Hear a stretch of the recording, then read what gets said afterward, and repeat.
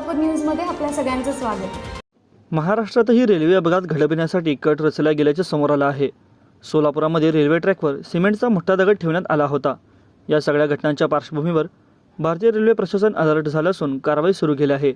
पोलिसांनी तिन्ही प्रकरणांमध्ये गुन्हा नोंदवून तपास सुरू केला आहे।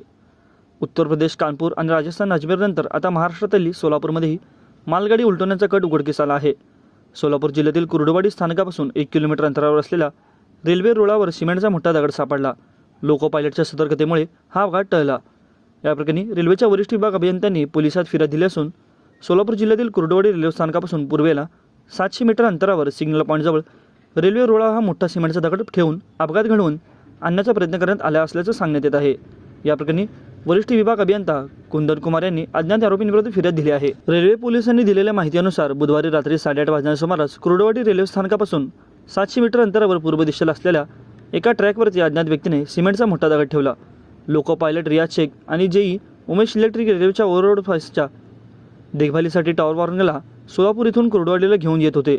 त्यांनी रुळावर दगड पाहिल्यानंतर 200 मीटर आधीच मालगाडी थांबवली आणि रेल्वे अधिकाऱ्यांना याची माहिती दिली। या प्रकरणी पोलिसांनी गुन्हा दाखल करून पुढील तपास सुरू केला आहे। माझं सोलापूर न्यूज या YouTube चॅनलला सबस्क्राईब करा आणि बेल आयकॉन प्रेस करायला विसरू नका।